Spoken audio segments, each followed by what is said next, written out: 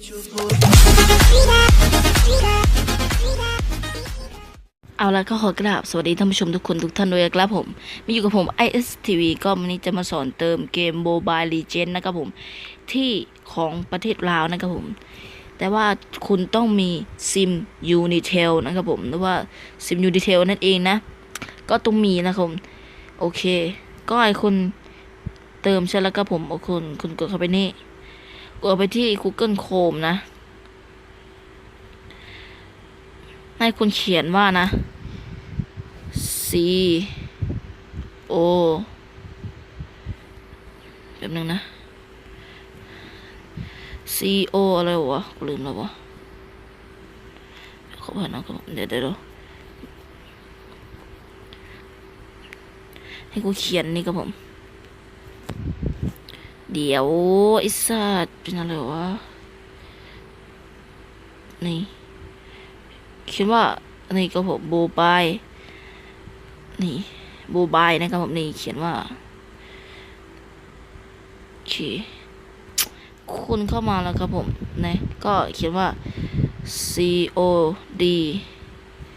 แล้วก็มันจะมีลาวนี้ผมโอเคกดไปเขียนว่าประมาณนี้นะแล้วก็กดไปแล้วก็มันจะให้เลือกเติมนะครับแล้วก็เลือกทุงประเทศลาวนะนี่มันจะมีประเทศไทยประเทศลาวนะประเทศลาวดีกว่าอยู่ประเทศลาวนะ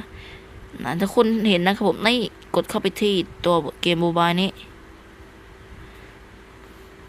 แล้วให้คุณใส่ ID นะครับผมที่เกมโมบายของคุณนะครับผม ID ที่มันอยู่ในนั่นแหละนะในตัวข้างล่างนะผมจะเอารูปให้ดูกันแล้วกันนะโอเคจะเอารูปให้ดูนะอันนั้นนะครับผมรูปนี่ก็ผมถ้าคุณเข้ามาหน้านี้ใช่ไหมผมจะเห็นตรงนี้เห็นไหม ID นี่นะ ID นี่กับตัวนี้ด้วยนะแค่ตัวสีขาวจะเอามาใส่นี่แล้วก็ตัวสีนะเอามาใส่นี่นะก็ให้คุณเลือกนะมันจะเติมนะเติมแค่ไหนนะก็กดนี่ประมาณ1,000 กีบนะก็ประเทศลาวนะครับผมนี่ประมาณ 1,000ก็ถึง 200,000นะนี่100,000นะก็นี่50นะนี่ก็ประมาณ80,000นะก็นี่50คุณเลือกแล้วนะครับผมว่าจะเอาแค่ไหนนะกดมานี่ย้ำนะครับผมต้องซิม Unitel เท่านั้นนะแล้วคุณกดตัว Unitel นี่ปุ๊บ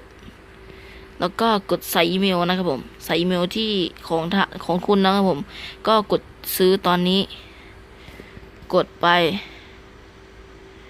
ปุ๊บแล้วก็ใส่เบอร์โทรคุณเข้าไปนะแต่ว่าของผมจะทำไม่ได้นะว่าของผมไม่ใช่ซิม Unitel นะก็นะข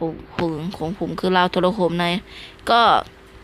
จะเป็นประมาณนี้ก็มาเข้าเว็บได้เลยนะครับผมแล้วลิงก์ผมจะทิ้งไว้ใต้ล่างคลิปก็แล้วกันนะโอเคนะ